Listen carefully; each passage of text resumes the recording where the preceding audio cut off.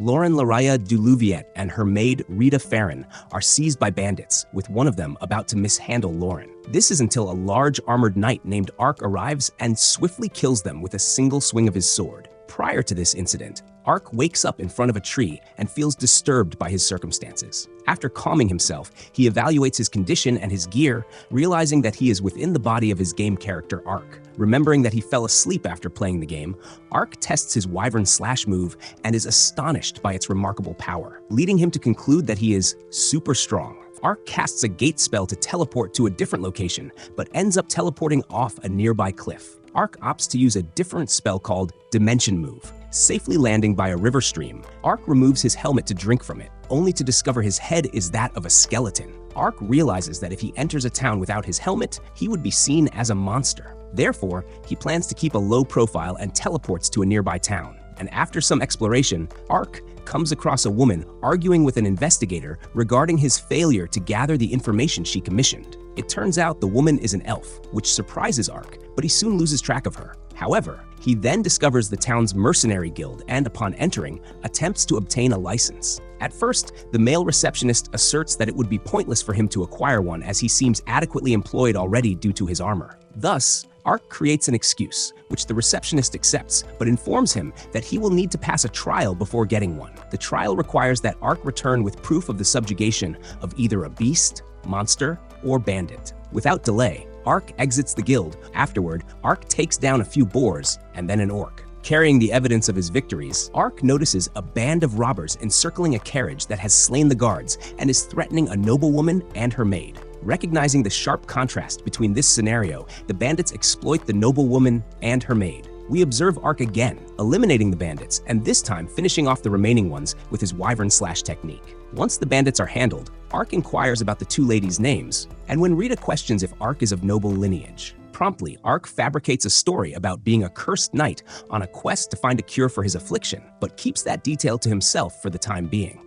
As Rita and Lauren venture into the woods to attend to personal matters, Ark incinerates the bandits' corpses with his fire spell and acknowledges his lack of remorse for killing them. Before the ladies come back, Ark plunders the bandits' possessions and makes use of their horses to transport everything. On his way back to town, Ark rides alongside Lauren's carriage. Rita then inquires about Ark's name, and he presents himself as a modest traveler named Ark. Upon returning to the guild, Ark hands in the beasts he has subdued, and is given a rune stone from the orc he defeated, with the receptionist advising him to collect them whenever he vanquishes a monster. Ark receives his license and promptly checks into an inn, having the food that is served there brought to his room. Enjoying the meal and drinks that were offered to him, Ark eagerly anticipates completing some quests the next day. A single mother named Sayona tirelessly supports her two children as she goes to the field each morning when the sun begins to rise. Wishing to assist their mother, Marka drafts a job request seeking help. Eventually, Ark agrees to the job, which involves safeguarding someone while they gather herbs. He arrives at the job site known as Rada Village. When he reaches the location, both Marka and her sister Helena are having breakfast when Ark knocks on the door, and Marka is the one who answers. Instantly taken aback by the imposing figure of Ark, she learns that he accepted their job listing from the Mercenary Guild. Ark is offered tea, and Marka courteously inquires if they can begin right away, to which Ark agrees. On the way to their destination, Ark points out that the job details specified fanged boars have surfaced around the village, making protection necessary. Therefore, Ark questions Marka about her urgency in completing this mission, to which she admits that her mother would return home soon and would disapprove of their actions. She requests that Ark keep this information from her mother, and reveals that her father passed away the previous year, leaving her mother to raise them alone. Her mother took up her father's role in herb gathering, and Marka desires to bring happiness to her mother. This revelation touches Ark's heart. In the fields where certain herbs named Kokora can be found, Marka provides Ark with information about the plant, showcasing her impressive knowledge. Marka then proposes that they go to the nearby Kobumi tree, but some rustling in the bushes catches Ark's attention. Upon checking it out, he discovers an injured green multi-tailed creature. When Ark reaches out, the creature bites his finger, prompting Ark to use healing magic to help it recover from its injury. Overjoyed, the creature joyfully dances around Ark and decides to follow him. Marka proposes that Ark name the creature, and after some deliberation, Ark ultimately chooses the name Panta. Back in the village, a hunter is upset by something he witnessed in the forest that wasn't the typical fanged boar usually found in the woods. Coincidentally, Seona returns to the village and learns from the gatekeeper that Marka departed for the forest earlier that morning, accompanied by a knight. Upon returning to Ark's group, they discover the Kobumi tree in full bloom, and the instant Marka approaches the tree, a giant basilisk emerges from behind it. Observing Panta's distressed behavior toward the creature, Ark infers that the one who hurt her was the monster. Just before the basilisk could stomp on Marka, Ark quickly yanks her out of harm's way and then dodges its toxic fog breath attacks. By analyzing the basilisk's assaults while defending against its paralyzing claws and whip-like tongue, Ark then employs his holy shield of 2 tates to guard against a petrification strike. Subsequently, Ark unleashes his judgment attack that cleaves the monster in half, thus vanquishing it. Delighted that the creature has been defeated, Marka remarks that the villagers will rejoice at the monster's demise, but Ark urges that it be kept confidential, and Marka acknowledges this. Ark then spots a ring around the monster's right ankle that vanishes moments after being seen. It is concluded by Ark that the fanged boars that appeared near the village were attracted there by the basilisk. As luck would have it, one appears before them, and Ark kills it, offering it as a gift to the village. Marka then reunites with her mother Seona, who hugs her daughter, and Ark formally apologizes to Seona for carelessly letting her daughter venture into the forest. The village gatekeeper and hunter then approach Ark and inquire if he encountered the monster that was causing chaos in the forest, but both he and Marka deny it. By dusk, Ark and Panta prepare to depart, and Helena gifts Ark a circlet of flowers. Later that night in the forest, a large contingent of soldiers takes down a giant basilisk on their own. The leader receives a status update regarding the total number of fallen and injured soldiers from his subordinate, and learns that a single individual managed to slay a giant basilisk all by themselves. Meanwhile, Ark relaxes in his room with Panta and ponders tackling a more difficult quest the following day. Ariane's internal dialogue observes how the elf and human treaty is simply a deception at that time, and she yearns for greater power. It was her meeting with a large man clad in silver armor that would alter her fate as she sees Ark with Panta on his shoulder, leaving a cave and readies to confront him. Prior to this encounter, Ark had been pursuing a band of bandits inside the cave, and once they were taken care of, he discovers their stash of treasure. He also notices several cages present, but does not pay attention to them. He is attacked by Ariane, who recognizes him as the elf from the city. Ariane charges Ark with being a bandit, but halts her assault when she spots Panta and identifies her as a spirit creature. This alleviates Ark's suspicion of being a bandit, and Ariane reveals she heard that bandits in the area were hunting elves. Recognizing that the cages he discovered were intended for that purpose, Ark informs Ariane that no elves were found in those cages, and then learns from her that elves command a high price on the slave market. Before Ariane departs, Ark attempts to offer his assistance, but she outright declines and hastily leaves. Despite her refusal, Ark considering it a type of event quest. Back in his inn room, Ark relishes his dinner and reflects on his encounter with Ariane, who had not introduced herself. Yet he remains hopeful to see her again and plans to look for her the next day. Warping into a location that he had suspected was near the elven forest, Panta then perceives some presence nearby. It turns out to be a young elven girl attempting to flee from her captors, but she is quickly apprehended. The previously mentioned Udalan was the leader of the bandit captors, who not only mocks the girl for trying to get away, but also stabs her in the leg as well. Ark observes everything as it happens, and before he can act, Ariane appears and takes down a couple of bandits with one swift motion.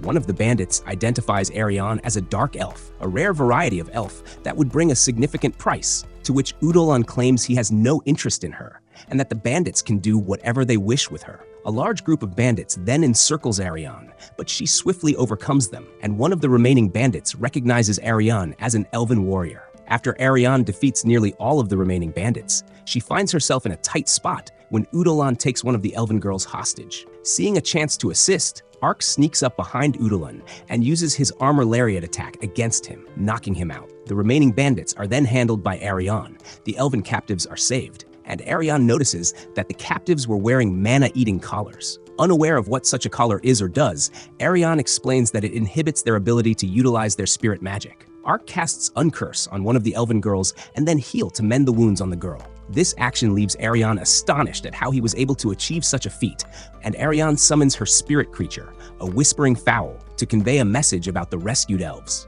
Eventually, a few cloaked elves arrive at the scene and take the formerly captive elven girls. With the elven girls gone, Ariane reflects on the skills and abilities that Ark exhibited and demands to know who he truly is, but Ark insists that he is of no significance. Just as the Whispering Fowl returns and conveys a message from someone stating that the main perpetrator's headquarters is located in Diento and that they are planning to act soon. In light of this information, Ariane requests to hire Ark for his services. Ariane seeks to employ Ark, who thinks that her friends will be wary of him, yet she is confident that they will accept him just as she has. Thus, Ark agrees to Ariane's proposal. Using the spell Gate, Ark transports the group to Lydal River, which astonishes Ariane. Upon arriving in the city, they wait for Danka, whose stern expression takes Ark by surprise. Ariane officially introduces Danka to Ark, and he observes that Danka also has Maple in his name, leading him to think they are related. Ariane then explains the naming conventions of elves to Ark. Danka then reveals the location of their target area within the theater district. They agree to wait until it is dark when security will be at its weakest. With this in mind, Ark and Panta step away for an hour to get ready. Once Ark is gone, Danka expresses surprise that she has sought assistance from an outsider. In her admission, she confesses that she was capable of attempting to save the captured elves and asserts that her sister would have easily succeeded. Danka then remarks that one day she should achieve the same recognition as her sister, but questions whether they can truly rely on Ark, and she confirms this. Meanwhile, Ark is depicted as having redeemed the bandit bounties and valuables. Now possessing some gold, Ark purchases a meal for himself and relishes it with Panta. In another location, the whereabouts of the captive elves are disclosed, and one of the elves declares that they will be saved and that the bandits will face consequences. However, the bandits disregard the warning. That evening, the group makes their way to their destination while being followed by an unidentified individual. Utilizing Dimension Move, Ark transports the group to the rooftop of where they need to go. After Ariane has difficulty entering the building, Ark employs Dimension Move once more. While exploring the interior of the building, they discover that several of the bandits have been slain. Subsequently, they all disperse to examine the building to cover a larger area. Ark uses Dimension Move to mask the sound of his movements as he navigates the building, and when he encounters more deceased bandits in a room, he is confronted by a ninja. Delighted by this encounter, the ninja inquires of Ark how he recognizes she is a ninja, but relaxes upon seeing Panta. The ninja concludes that Ark is there to rescue the enslaved elves and hands him a roll of paper, which she asserts will be helpful to him, indicating the location of the elves. The ninja informs Ark that there are 2 additional elves being held captive in the Lord's palace. The documents that the ninja provided to Ark turn out to be contracts for elven slaves, which Ark then shows to both Ariane and Danka, while noting that there are 2 more elves in the Lord's palace. When asked where he discovered the papers, Ark states that he found them on one of the bandits present. Just then, 3 bandits enter the room where Ark's group is located and are quickly dealt with by Ariane. In the basement area, the elven girls are liberated by Ark's group, and the elves express their gratitude for the rescue. Ark casts Gate, and upon stepping outside, he notices the magic-eating collars around the elves' necks and uses Uncurse to remove them. This action impresses Danka. As the elves thank Ark, Danka assures Ariane that their mission is not yet finished and that he will escort the elves home safely. He then leaves Ark and Ariane to handle the rescue of the remaining 2 elves imprisoned in the Lord's palace. Ark subsequently uses Dimension Move to arrive at the Lord's palace. Observing them from a distance were the ninja and another ninja, and she remarks that they will meet again in the future. Having 2 elven women named Sina and Una tied up on his bed, Triton got ready to take advantage of them, but first scolds his son, Udalan, for his recent shortcomings. Meanwhile, Ark and Ariane successfully touch down on Triton's mansion and attract the attention of a couple of guards. Using his wyvern slash, Ark cuts the bell there to create a loud diversion, enabling them to break into the place. At that moment, Celsica informs Triton about the intruders in the mansion, and when he asserts that the invaders are monsters, the door behind him bursts open. As the smoke begins to clear and settle, Ark and Ariane emerge from the newly formed opening in the wall, declaring their intention to rescue the captured elves. Ariane then incapacitates Triton, while Ark frightens Udalan and discovers a concealed room in the process. Ark intended to tell Ariane about this discovery, but she and the other elves were much too engaged in punishing Triton, which annoys both Ark and Panta. Just then, the mansion's guards arrive, and Ariane casts a fire spell on her sword to confront them, requesting that the elves meet with Danka. The 2 elves then depart, and Ariane goes to check on Ark, who is looting the gold from the hidden room. Caught in the act, Ark claims that he is preventing the Diento family from reconstructing in the future, and Ariane accepts this explanation. Multiple bombs are detonated throughout the mansion, leading Ark and Ariane to teleport to a secure location. Although the reward that Ariane had prepared for him was insufficient, she proposes that Ark join her in the Elven lands, where additional elves are being held captive. The suggestion excites Ark internally. However, he worries about whether someone like him would be welcomed in those lands, and Ariane acknowledges that she would need to consult the elders. In response to this, Ark states he can never remove his armor, and Ariane inquires why, to which Ark asks if she would draw her sword against him if she saw his face, and she assures him she wouldn't. Therefore, Ark removes his helmet to reveal his true appearance and provides a brief account of his past, stating that he is cursed, which has altered his looks. Concluding he is not undead, and placing her trust in him for assisting her thus far, Ariane declares that he will be accepted in the land of elves. Additionally, the elder might be able to assist him in returning to his original form. In response, the two formally introduce themselves and shake hands to seal their newly established relationship. In Olaf, the capital city of the Roden Kingdom, King Carlin conducts a meeting with his children, Princes Sect and Dakaris, and Princess Uriarna, regarding the recent happenings related to Triton. Sect states that Triton was unlawfully trafficking elves to the eastern nation, which Dakaris denies, but Sect insists that Dakaris is defending him. The remark angers Dakaris, who becomes defensive, but is interrupted by King Carlin, who speaks in support of Dakaris, while asserting that a thorough investigation is necessary before reaching any conclusions. King Carlin then solicits Uriana's perspective on the issue, and she asserts that she has heard rumors concerning the elven slaves that led to the breach of the imposed treaty. This situation would elevate tensions with their kingdom and other nations, thus requiring them to uncover the truth without delay. She also notes the backlash from the elves themselves, and Sect adds that the other nations would hold them accountable. Consequently, King Carlon tasks Uriarna with traveling to Limbold to negotiate any tensions that may have arisen there and concludes the meeting. Alone in the room, Carlon reflects on how the situation has turned into a significant mess. Ark and the group traverse a thick forest, and Ark opts to utilize Dimension Move to scout ahead, ultimately tumbling down a small cliff by a gently flowing stream. They resolve to set up camp there, and that night Danka dispatches a whisper bird to convey a message to Ariane, informing her that the elves they saved are under his protection. Ark then inquires about the distance remaining until they arrive at their destination, Lalatoya, to which Ariane replies that they should reach it within 2 nights. As Ariane is still hungry, Ark departs to hunt a boar, leaving Ariane to pass the time with Ponta. Upon returning to the camp with a freshly caught boar, Ark discovers Ariane snuggling with Ponta. In light of this, Ark intends to share some cuddle time with Ponta, causing Ariane to feel very embarrassed. Sometime later in Olav, Uriarna is brought tea by her maid Ferna. As she prepares to sip it, she expresses her suspicions that her brother Dakaris is involved in the elf trade scandal, and that Sect will pursue him regarding it. Ferna then asserts that either Sect or Uriarna will claim the throne, but Uriarna cautions her against speaking so recklessly.